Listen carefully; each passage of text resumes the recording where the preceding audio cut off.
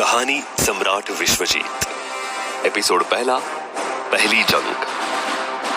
अभी महाराजा विश्वजीत की युद्ध कौशल एवं युद्ध नीति की शिक्षा पूरी हो भी नहीं पाई थी कि अचानक एक दिन उनके राज्य में एक गुप्तचर आया।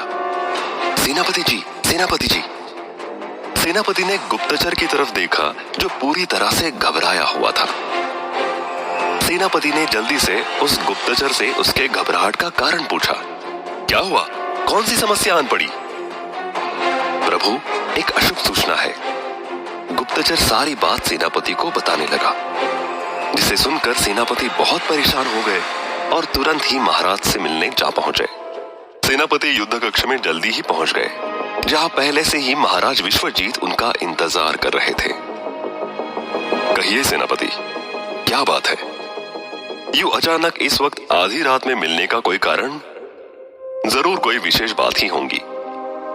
सेनापति बताने लगे, जी हाँ महाराज, आपकी आज्ञा से हमने उत्तर राज्य की तरफ बांध लगा दिया था और साथ ही जिन राजाओं ने हमें सेना देने से मना कर दिया था उनमें से एक राज्य है संघपुर, जिसके राजा है राजा सोमनाथ।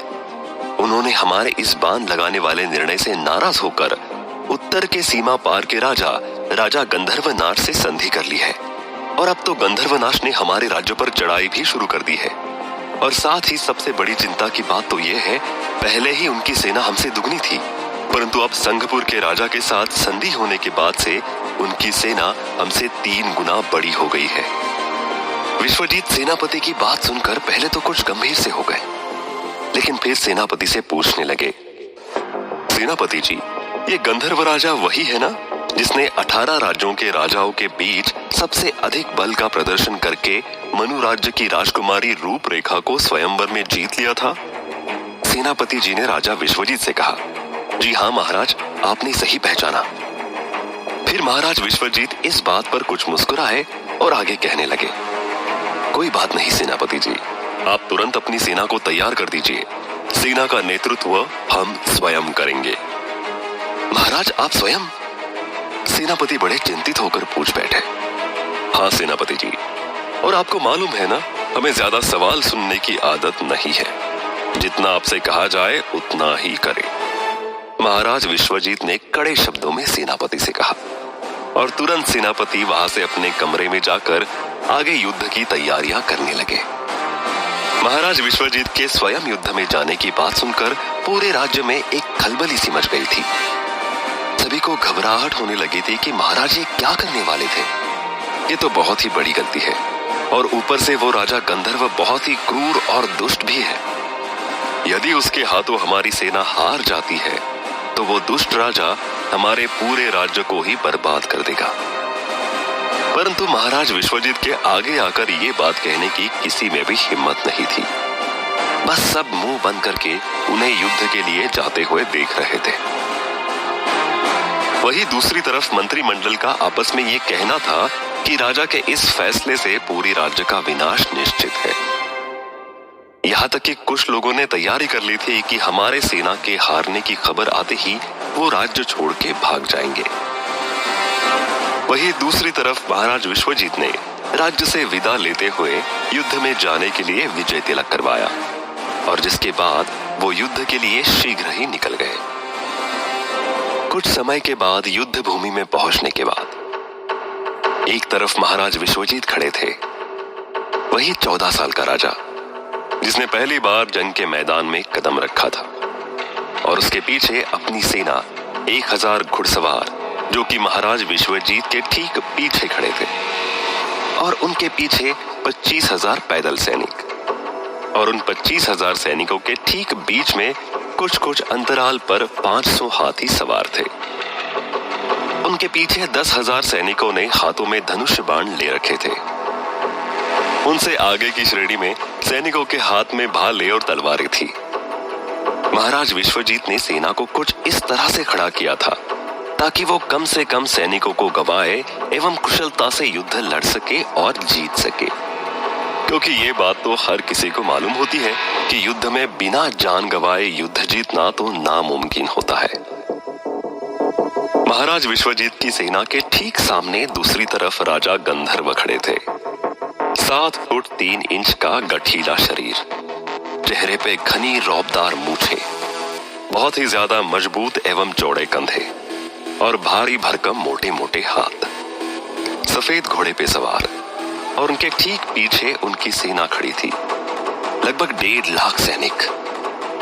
उनके साथ 15,000 से भी ज्यादा घुड़सवार और साथ ही 1,000 हाथी सवार थे।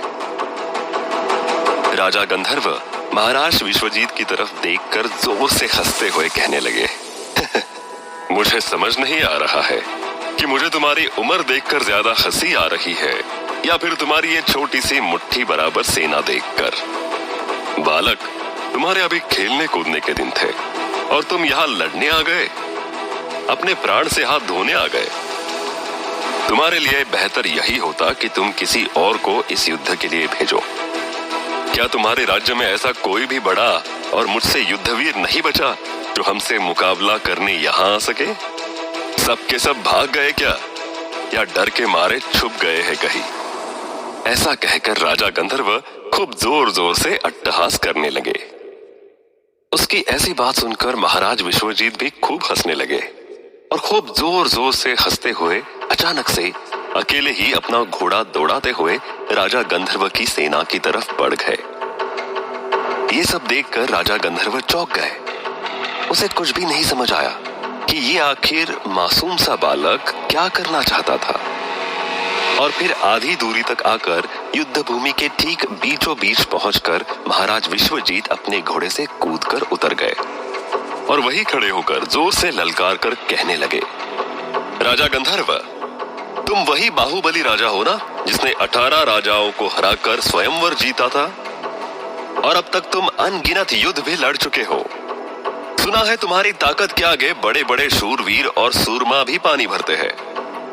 क्या तुम्हारे अंदर अब भी उतनी ही शक्ति बाकी है या फिर तुम अब बूढ़े हो चुके हो? राजा विश्वजीत ने राजा गंधर्व का उपहास करते हुए कहा। अपने लिए ऐसी बात सुनकर राजा गंधर्व पहले तो चारों तरफ देखने लगे, क्योंकि उसे अपने लिए ऐसी बातें सुनकर बड़ा अपमान महसूस हो रहा था। फिर अचानक से वो भी अकेले ही अपना घोड़ा लेकर गुस्से में महाराज विश्वजीत के पास आकर कहने लगे, बालक, तुम अभी नादान हो।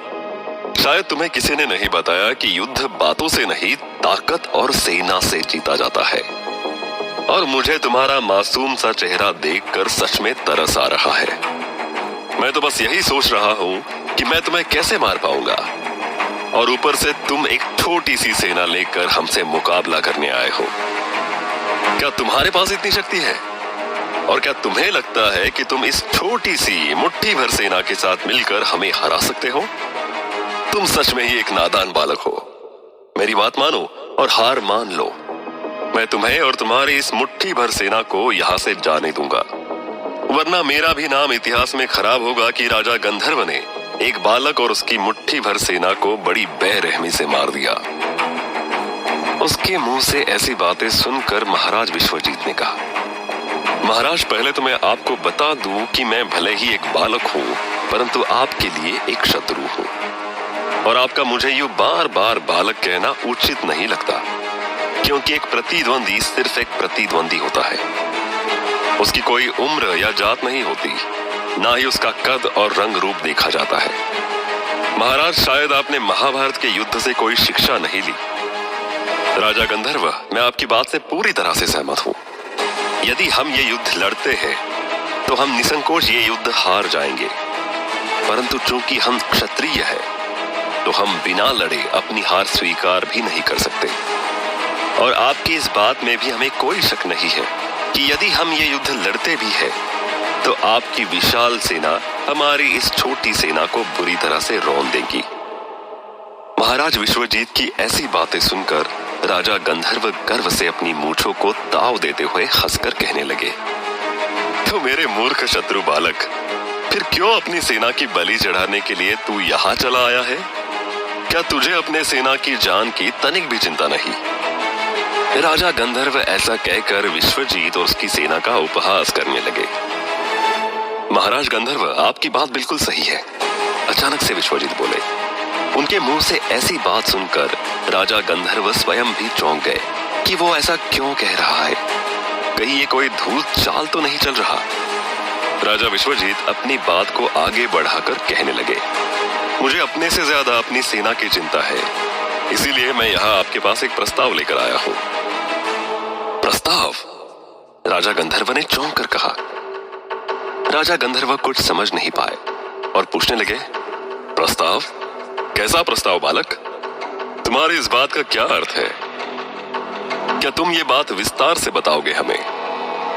महाराज विश्वजीत ने कहा, महाराजा गंधर्व, ये बात पूरी तरह सच है कि बिना लड़े कोई क्षत्रिय राजा अपना राज्य किसी को भी नहीं सौंपेगा। और ये भी सत्य है कि यदि आप अपनी इतनी बड़ी लाखों की सेना के साथ हमारे कुछ मुट्ठी भर सैनिकों के साथ लड़ते हैं तो आप युद्ध तो जीत जाएंगे, परंतु आपका नाम इतिहास में एक कायर और कमजोर राजा की तरह लिया जाएगा, जिसने एक बच्चे और उसकी मुट्ठी भर सेना को बेरहमी के साथ मार दिया। तो बालक, क्या तुम ये युद्ध नहीं करना चाहते? राजा गंधर्व ने राजा विश्वजीत से पूछा।